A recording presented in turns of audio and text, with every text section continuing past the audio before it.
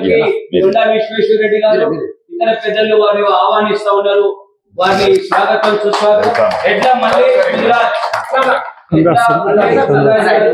Corporator గారు, అదేవిధంగా next అరుణ ప్రభాకర్ రెడ్డి గారు, వి ఎల్లమ్మ కోఆప్షన్ మెంబర్ కాంగ్రెస్, వారు కూడా ముందుకు రావాలని కోరుతా ఉన్నా.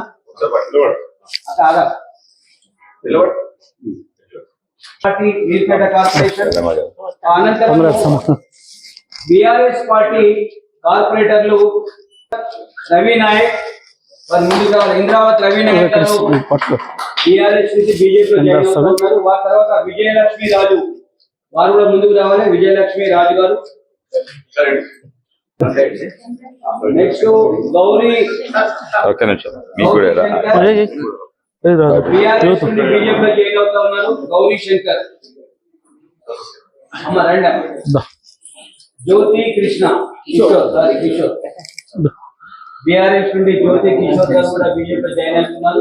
వారికి స్వాగతం సుస్వాగతం.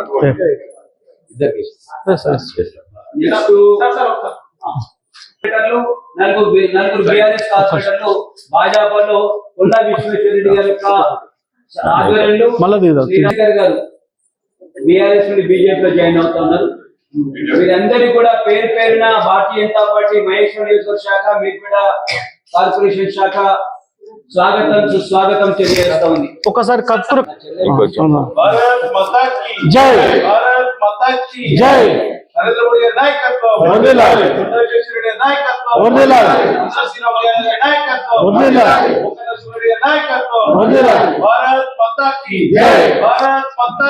కూడా చాలా ఒత్తిడి వస్తుంది.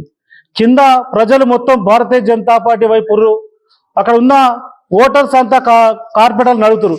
మనం నరేంద్ర మోడీ గారికి ఓటేద్దాం, మీరు కూడా భారతీయ జనతా పార్టీ వైపు ఉండమని వాళ్ళ మీద ఒత్తిడి చేస్తుంటే వాళ్ళు కూడా నిజంగా కూడా 10 ఏళ్లలో నరేంద్ర మోడీ గారు మచ్చలేని నాయకుడు ఉండు కాబట్టి, దేశానికి అవసరం కాబట్టి ఈరోజు కార్పొరేటర్ రావడం సంతోషకర విషయం.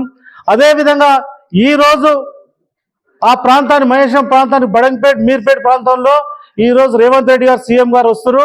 రేవంత్ రెడ్డి గారు మేము అడుగుతున్నాం, గతంలో జైపాల్ రెడ్డి మీ మామగారు, అదేవిధంగా గతంలో సబితా ఇంద్రాణి ఇద్దరు మినిస్టర్లు ఉన్నప్పుడు ఆ రోడ్ నెంబర్ 26 అది 150 ఫీట్లు అని చెప్పి ఇప్పటి వరకు దాన్ని పట్టించుకున్న పాపానే లేదు. గతంలో ఉన్న కాంగ్రెస్ పార్టీ కానీ మొన్న పోయిన బీఆర్ఎస్ పార్టీ కానీ ఈ రెండింటి పట్టించుకోలేదు. మీరు అక్కడ వస్తున్నారు కాబట్టి దాని మీద ఏమైనా హామీ ఇవ్వగలుగుతారా అని అడుగుతున్నాం. ఎందుకంటే మీ మీద నమ్మకం లేకనే ఇలా కార్పొరేటర్ అంతా వచ్చి భారతీయ జనతా పార్టీ మీద చేరుతున్నారు. మీరు ఇంకో విధంగా మొన్న సీఎం అయినాక కూడా ఫార్మా సీట్ మీద ఒకరోజు ఫార్మా సీటు ఉందంటారు, ఒకరోజు ఫార్మా సీట్ లేదంటారు. అసలు ఫార్మా సీట్ ఉందా లేదా? ఈ మహేశ్వరం ప్రజలతోటి చెలగట్టడం మంచి పద్ధతి కాదు.